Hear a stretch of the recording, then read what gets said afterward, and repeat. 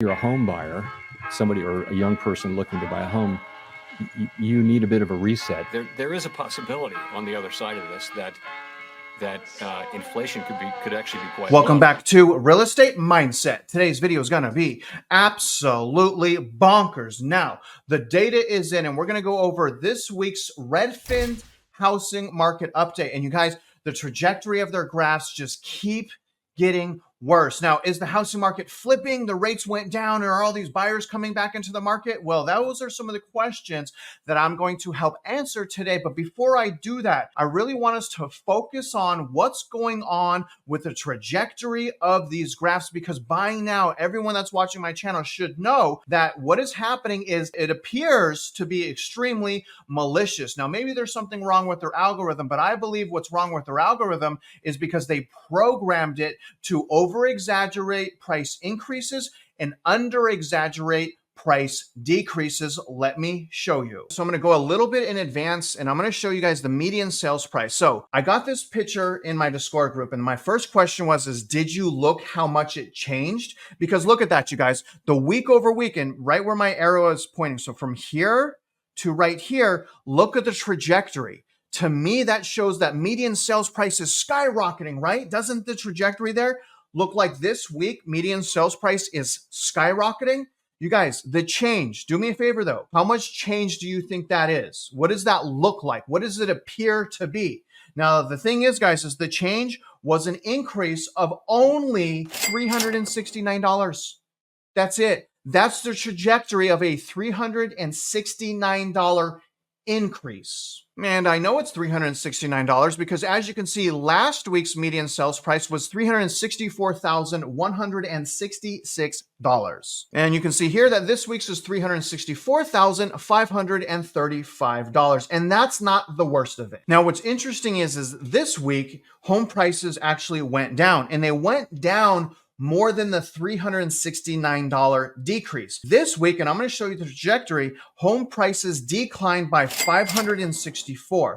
So it is a greater difference and adjustment. And let me show you the trajectory. And again, it declined. Okay, so this is a decline. Let me show you the trajectory. Y'all see that right above my head? It's going up. And I'm using a level line on this box, this picture box, to show you guys it went up. So to reiterate, even though property values went down for that week, that trajectory is showing up. Again, it went down $564.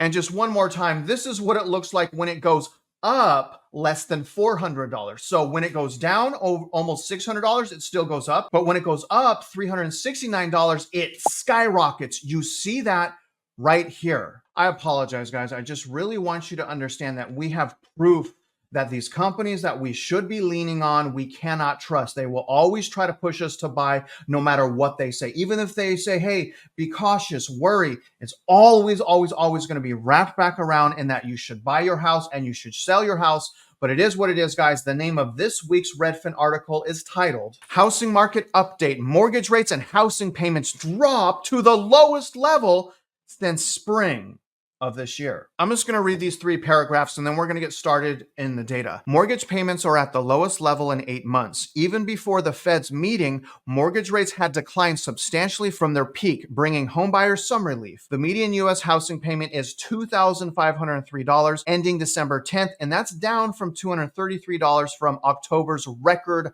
high. Second paragraph, declining cost and bringing homebuyers off the sidelines. Mortgage purchase applications are up 19% from a 3-decade low. They dropped at the start of November, and Redfin's Home Buying Demand Index, measure of requests of tours and other home buying services for Redfin agents, is up 3% from a month ago. Prices on new listings rise. The median U.S. home price is up 4.5% year over year. And remember, when they have us look at year over year, it hides what's going on in the short term. The biggest increase since October of 2022. Prices are rising because demand is outpacing supply. Even though new listings are up 8% year over year, the biggest increase since July 2021, the number of homes for sale is still down 5%.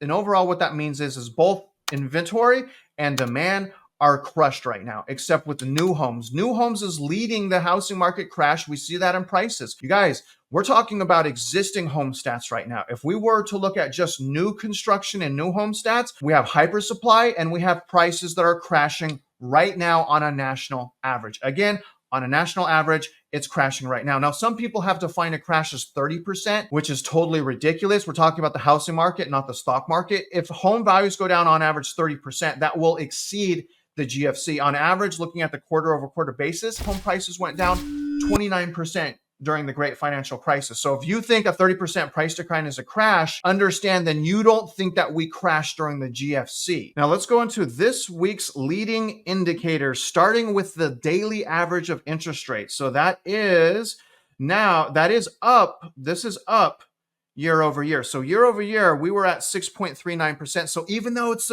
oh my gosh, interest rates are going down, you guys, interest rates are going down, it's still almost half a point higher than what it was last year. And this time last year, we had price crashing going on. Now, the weekly average is a little bit higher, and that's up year over year as well. So the weekly average is 7.03%, again, up from 6.33%. So interest rates are obviously still greatly elevated. Now, when we look at mortgage purchase applications, that is up. Oh my gosh, it's up 4% from a week earlier. That's great news, right? Well, maybe not, because that's still down 18% year over year. So yes, the short term, we have a fluctuation of mortgage purchase applications, but year over year, it's down 18%. And these are just applications. These aren't people getting approved. This is just an application that's submitted, but it is up week over week. Now, home buying demand, as you can see here, like they said, is up 3% from a month earlier. But the important thing, guys, is right now it is down 7% year over year. So demand right now is absolutely crushed. Now, when we look for basically the overall interest in the housing market, and usually the interest for the housing market is dead right before the collapse. At least during the great financial crisis, everyone stopped caring about the housing market crash. So if you see views go down on YouTube, it's fitting right in line with exactly what happened last year from a social media aspect. And we see it right here. When we look at Google searches for homes, that's down 9% month over month. And it's essentially unchanged, which basically means it's down year over year as well. They're just not listing it. But down 9% month over month, even with these super low interest rates. That's because people are getting smarter. And eventually, it doesn't matter what interest rates are going to be until the prices of houses go down to a more affordable and sustainable level, which we don't have right now. Now, touring activity, touring activity is down 36% from the start of the year.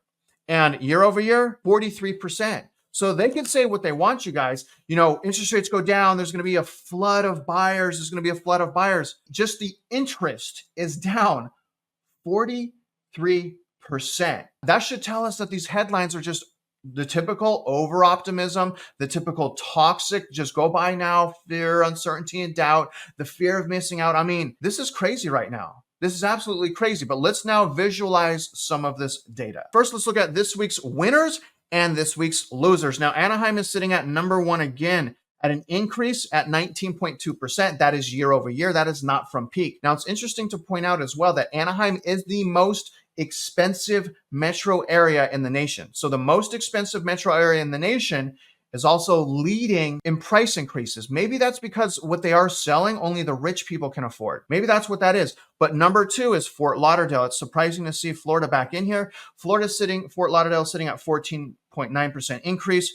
Newark is sitting at 14.6, New Brunswick, New Jersey at 11.2, and Miami is back on the list at 11.2 increase year over year. Again, not from peak. Now, the biggest losers are only three. So we have three declining metro areas right here at Austin, San Antonio, and number three at Houston, which I believe is confirming what I've been saying this whole time, which is new construction is going to lead the housing market crash because Texas is the number one state of new construction. So how else can you explain that only these metro areas are on the year over year decline list? Now, number one is Austin at a loss of 5.3%. Number two is San Antonio at a loss of 3.3%. And Houston is at a loss of 1.7%. Interesting to note that both Dallas and Fort Worth are now off this list, but I believe that's going to be changing. I think we're going to go into next year, and this is going to be loaded with metro areas going into next year. Now, if you want to know what metro areas are next, let's look at new listings or increases of new listings, because obviously we need inventory. So again, more than likely, the metro areas that are getting the most inventory come to the market are going to have the most pressure on prices going down. You know, fundamentally, right? Obviously, there's other factors like new construction, like I've been saying. But from existing homes, look at number one metro area for existing homes, Phoenix. I'm telling you guys, I just got back from doing a boots on the ground, eyes in the sky metro area report in Phoenix. Phoenix, you guys, is messed up. And I'm not necessarily talking existing, I'm talking new construction. There's new construction everywhere. I don't understand why the realtors are just, anyways, one of the top realtors, and I almost made a video. I actually did make a video of him. I edited and everything, but I was like, you know what? I'm not going to slam this guy yet. I probably will, since he's setting his little lapdog on us. Anyways, that's a video for another day. But Phoenix up for new listings 24%. Orlando is up 21%. So probably Orlando is going to start seeing additional price softening. And look at this, guys. Number 3, Miami. So Miami's on, is one of the top metro areas of price increase, but yet it's the third fastest increasing market of inventory. So keep your eyes there. Now look at this. Number 4 is actually Fort Worth. Very surprising at 13.6, and a usual suspect at Las Vegas. Honestly, guys, as far as the city, Las Vegas may be the worst city.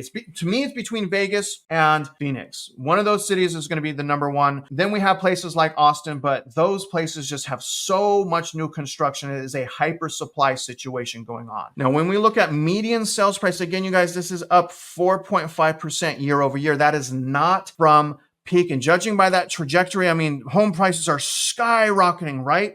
Wrong. They only went up $369. That's it. You can't tell that from the trajectory, but nevertheless, it is up. Now, again, I think and hope we're going to end somewhere down here. We have about a month left. We have a few weeks left to see if we get there. But now I'm questioning how much new construction information they added to the existing home data that they've been collecting. Because remember, a few months ago, they added, I think, 20,000 new listings to their data. So I need to know, is this data manipulated with new home sales? I'm not sure. If you know, comment below. Now, median asking price is sitting at 5.7% increase year over year. You guys can kind of see week over week, it is going down. That's getting closer and closer to what the sales price is. But the asking price is just at a little over $368,000. So that gap is about a little over $3,000 between asking price and sold price. So as that gap between the sold and the asking price gets more narrow, we're going to see prices continue to go down. And this right here, you guys, I just wanted to point out that huge increase right there was when they added the new construction. So it goes skyrocketing up like that. Pretty suspicious if you ask me. We need to do more research on that. Here's our active listings for home for sale. You guys, I lost my bet. I was hoping we're going to get to $1 million, but we didn't get there, unfortunately. We are sitting at active listings of 844,000. So I was hoping for $1 million. We're probably going to get that next year. But regardless, you guys, more than likely throughout the remaining weeks of this year and a little bit into next year, active listings goes down. It usually always happens. Now, active listings can go down at the same time that supply goes up, because also what goes down this time of year is demand to purchase houses. And here's the chart right here for months of supply. We have 4 months of supply. Now, we need to maintain 4 to 5 months for a balanced market. If we want prices to go down, we really need to see 6 months of inventory. And I believe we're going to see 6 months of inventory. We have so many people on the sidelines that want to sell right now. But either way, you guys, we're at a 4-year high for December 10th. So again, we're sitting way up here. So we're at a higher level than we were last year. So again, hopefully we get near 6 months going into 2024. Keep your eyes on months of supply. That's arguably more important than watching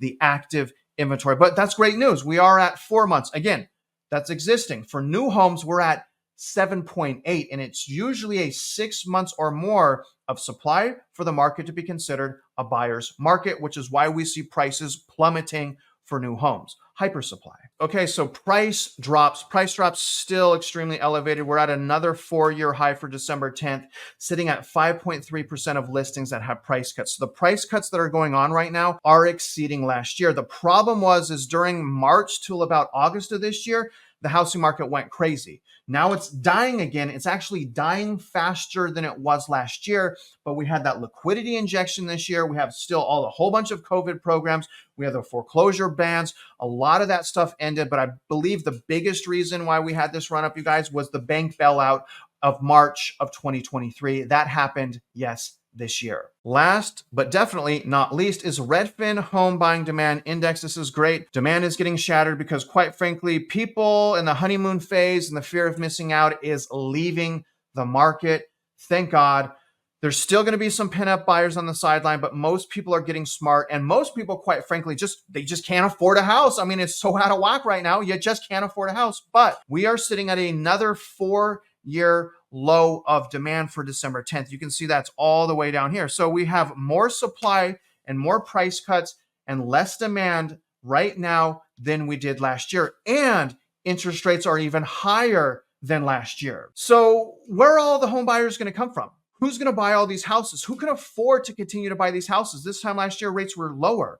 Supply was lower. Demand was higher. So again, if we just look at the rules and laws of supply and demand, we already know what's going to happen. Prices will continue to go down. But the really uncomfortable thing here is now what are they adding to the data? Are prices really down more than what they're appearing on this? Do they add new construction data? And what's with them manipulating the trajectory of the graphs? There's a lot of people that just look at the picture and assume prices skyrocketed. It happened to our own man, Johnny Fly. Johnny Fly was a victim of not paying attention to the data and just looking at the pictures, and it went skyrocketing up.